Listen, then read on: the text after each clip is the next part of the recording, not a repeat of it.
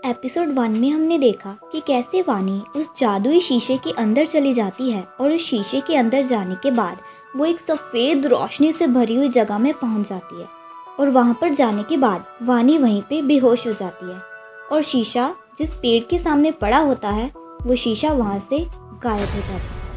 अब इसके आगे कहानी क्या मोड़ लेगी, जानने के लिए चलिए वीडियो शुरू करते हैं। जब वानी ने उस शीशे को अपनी उंगली से टच किया, उसके बाद से ही चीज़ें बदलना शुरू हुई। एक साधारण सी लड़की के टच करने से ही उस शीशे ने इतना खूबसूरत रूप धारण किया। चीज़ें जितनी आसान दिख रही हैं, उतनी आसान है नहीं। गौर करने की बात यह है कि वानी के टच करने से उस शीशे ने अपना रूप तो बदला, लेकिन उसी दौरान वानी के गले पे एक अजीब से निशान ने भी ग्लो करना शुरू किया। देखने में ऐसा लग रहा था कि जैसे उसके गले का निशान और उस शीशे का बदलता हुआ रूप आपस में किसी तरह जुड़ा हुआ था। नया दिन आया और उस नए दिन के साथ ही वानी की बदलती हुई किस्मत उसकी ज़िंदगी में आ चुकी थी। वानी ने अपनी आंखें खोली और उसने ये रियलाइज़ किया कि जिस जगह पे वो लेटी हुई थी उसका अपार्टमेंट नहीं, बल्कि उससे बिल्कुल विपरीत कोई और ही जगह थी। वो जगह बटरफ्लाइज और स्पैरोज से भरी हुई थी और हर जगह सिर्फ फूल ही फूल दिखाई दे रहे थे। उसने आसमान की तरफ देखा और ये रियलाइज़ किया कि आसमान में बादल सफ़ेद नहीं बल्कि ब्लू एंड पिंक कलर के थे। वो खड़ी हुई और अपने कपड़ों पर लगी हुई मिट्टी को साफ किया। वो जगह किसी राज्य के खुले बागीचे की तरह लग रही थी। वानी इसी कंफ्यूजन में थी कि वो आखिर किस जगह पे आके फंस गई है और आखिर उसके साथ ही हो क्या रहा है। वानी जिस बागीचे में थी, उस बागीचे के बाहर 2 सैनिकों को बागीचे की निगरानी के लिए तैनात किया गया था। उन सैनिकों के कपड़े कोई राज्य के उत्तम दर्जे के सैनिकों के कपड़ों की तरह ही लग रहे थे। वानी ने सोचा, क्या मैं फिर से कोई सपना तो नहीं देख रही? उसने खुद को पिंच किया और उसे ये रियलाइज हुआ कि हाँ, ये भी कोई सपना नहीं, हकीकत है। उन दोनों सैनिकों ने अपने मन ही मन में सोचा, ये लड़की कौन है और इसने इतने अजीब तरह के कपड़े क्यों पहने हुए हैं? ये कहीं कोई धरती की निवासी तो नहीं? कहीं ये किसी दूसरे राज्य की जासूस तो नहीं जो हमारे राज्य में हमारी जासूसी करने आई हो?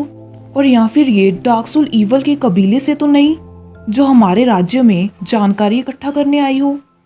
उन दोनों सैनिकों ने वानी को बंदी बना के राजा के सामने पेश करने का निर्णय लिया। उन दोनों सैनिकों ने वानी को पकड़ा। वानी ने कहा, मुझे जाने दो, कौन हो तुम? जाने दो मुझे। सैनिकों ने उसकी एक ना सुनी और उसे राजा के सामने पेश किया। राजा ने कहा, ये कौन है और ये यहाँ पे कैसे आई? वानी ने कहा, ये सवाल तो मुझे पूछना चाहिए। कौन हो तुम और तुमने मुझे बंदी क्यों बनाया है? मुझे जाने दो, मुझे मेरे घर जाना है। राजा ने कहा, अपनी बकवास बंद करो और मेरे सवालों का जवाब दो।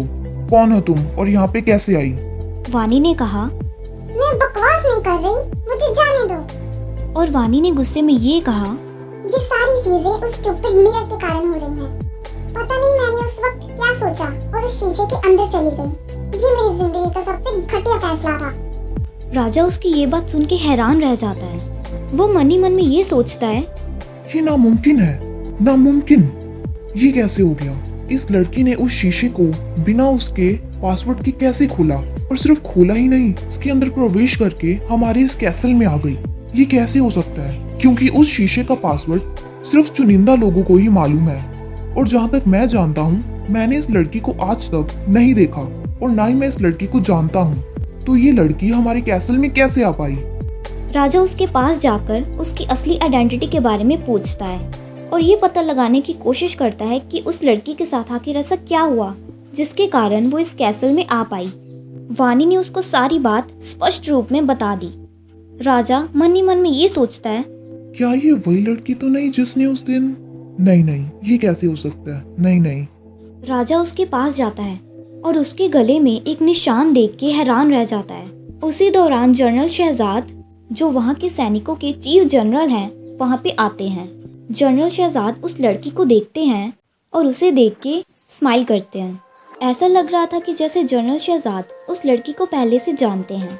राजा जनरल शहजाद को उस लड़की के बारे में बताते हैं और कहते हैं कि ये लड़की अगले 1 महीने तक हमारे स्काई कैसल में रहने वाली है इसके लिए एक पीसफुल और कंफर्टेबल प्लेस की व्यवस्था की जाए, वहाँ पर ये लड़की कुशलता से रह पाए।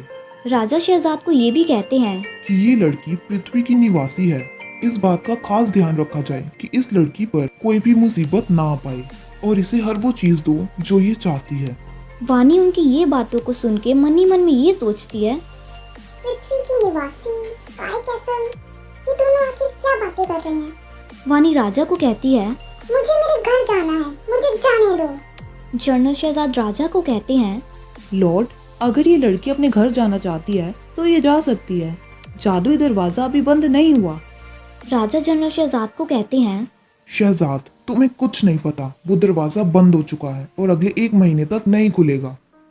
जनरल शहजाद कहता है, लेकिन लॉर्ड, राजा गुस्से में उसे कहते हैं। मेरे साथ बहस मत करो और मेरे आदेशों का पालन करो। जनरल शहजाद राजा की ये बात सुन के चुप हो जाता है। राजा उस लड़की से बहुत ही विनम्र तरीके से पूछता है। What's your name lady? लड़की अपना नाम बताती है। अगले 1 महीने तक मिस वानी हमारे स्काई कैसल में हमारी खास मेहमान बन के रहेंगी।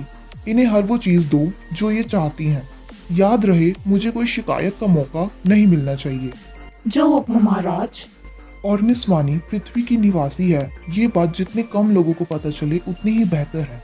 इसलिए अगर कोई पूछे तो यही कहना कि ये लड़की दूसरे राज्य से हमारे राज्य में मेहमान बन के आई है। जी महाराज। सैनिक वानी को उस जगह पे ले जाते हैं जहाँ पे वानी अगले 1 महीने तक रहने वाली होती है।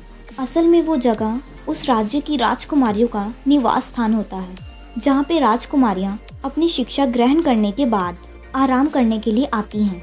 लेकिन इस वक्त उस जगह पे कोई भी राजकुमारी मौजूद नहीं है, क्योंकि सभी राजकुमारियाँ अपनी शिक्षा ग्रहण करने के लिए पाठशाला गई हुई थी। सैनिक वानी को उसका कक्ष दिखाते हैं। वानी कक्ष के अंदर जाने के बाद दरवाज़ा बंद करके खुद पर ही चिल्लाना शुरू कर देती है कि मैंने आखिर ऐसा क्या सोचा कि मैं उस शीशे के अंदर चली गई। ये मेरी जिंदगी का सबसे घटिया फैसला था। तभी अचानक कोई उसका दरवाज़ा खटखटाता है। वानी दरवाज़ा खोलती है और जनरल शहजाद को अपने सामने देखती है। वानी कहती है, आपको क्या चाहिए? जनरल शहजाद कहते हैं। क्या तुमने मुझे पहचाना? वानी कहती है, आप राजा की शाही सेनापति हैं, मैंने ठीक कहा ना? जनरल शहजाद मुस्कुराते हुए कहते हैं, लेडी, मुझे सबसे पहले तो आपका शुक्रिया अदा करना चाहिए। अगर आप नहीं होती तो मैं अपने घर इस स्काई कैसल में कभी नहीं लौट पाता और बहुत बड़ी मुसीबत में पड़ जाता। वानी कहती है, मेरे कारण? लेकिन मैंने ऐसा क्या किया? मैं तो आपको जानती भी नहीं। मुझे समझ नहीं आ रहा आप क्या कह रहे हैं। स्पष्ट रूप से कहें। मिस वानी, क्या आप ये जानती हैं कि आपकी टक्कर अनजाने में एक बार उस आदमी से हुई थी जो अपना गोल्डन बॉक्स रास्ते में ढूंढ रहा था और आपने उस गोल्डन बॉक्स को ढूंढने में उसकी मदद की थी। वानी कहती है, मुझे कुछ कुछ तो याद है, पर उस बात का इससे क्या संबंध? मिस वानी, ध्यान से देखिए, वो आदमी और कोई नहीं बल्कि मैं ही था। आप शायद मेरी बदली हुई वेशभूषा के कारण मुझे अच्छे से पहचान नहीं रही। अगर आप नहीं होती तो शायद मैं इस कैसल में कभी नहीं पहुंच पाता और इससे भी बड़ी मुसीबत में पड़ जाता। मुझे लगता था कि पृथ्वी पर सिर्फ लालची और मतलबी लोग ही रहते हैं, पर शायद मैं गलत निकला। आपने सिर्फ मेरी उस गोल्डन बॉक्स को ढूंढने में मदद ही नहीं की, बल्कि उसके बदले में मुझसे कोई फेवर भी नहीं लिया। आप वाकई में सच्ची और ईमानदार हैं। अब मैं आपकी मदद करना चाहता हूँ। प्लीज़ मुझे बताइए अगर आपको किसी भी चीज़ की ज़रूरत हो। अगर मुझे किसी चीज की जरूरत होगी तो मैं जरूर बताऊंगी। आपका शुक्रिया। जनरल शहजाद के दिमाग में सिर्फ एक ही बात बार बार घूम रही होती है कि राजा ने इस लड़की को अगले 1 महीने तक इस कैसल में रुकने का आदेश क्यों दिया, और उन्होंने ये भी कहा कि वो जादुई दरवाज़ा बंद हो चुका है। लेकिन ये सच नहीं है, वो दरवाज़ा अभी भी खोला जा सकता है और वानी भी इस स्काई कैसल में रहना चाहती हैं। ऐसा लग नहीं रहा, बात कुछ और ही है। मुझे पता लगाना होगा, मुझे राजा से बात करनी चाहिए। वानी अपने रूम में बैठकर बोर हो जाती है। वो अपने रूम से बाहर निकलकर उस जगह को एक्सप्लोर करना शुरू हो जाती है। वानी उस निवास स्थान के बाहर बने बागीचे के फूलों को देखना शुरू हो जाती है। उस निवास स्थान के बाईं ओर का स्थान राज्य के शाही राजकुमारों का स्थान है, जहाँ पे वो अपनी शिक्षा ग्रहण करने के बाद आराम करने के लिए आते हैं। उसी दौरान दूसरी ओर से शाही राजकुमारों का एक ग्रुप अपनी शिक्षा ग्रहण करके वापस आ रहा होता है। उसी ग्रुप में प्रिंस काविन भी होते हैं। प्रिंस काविन और कोई नहीं बल्कि स्काई कैसल के राजा के इकलौते बेटे हैं। जब प्रिंस काविन अपने दोस्तों के साथ उस बागीचे के पास से गुजरते हैं, तभी अचानक वानी के गले पे बना हुआ निशान और प्रिंस काविन की बॉडी ग्लो करना शुरू हो जाती है। वो ग्लो कुछ ही पलों का होता है, लेकिन ऐसा कैसे हुआ? वानी के गले पे बना हुआ निशान और प्रिंस काविन की बॉडी ग्लो कैसे हुई? इन दोनों का आपस में क्या कोई संबंध है?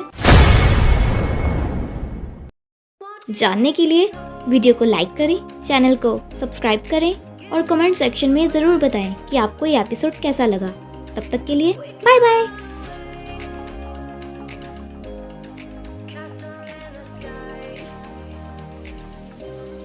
Won't you take me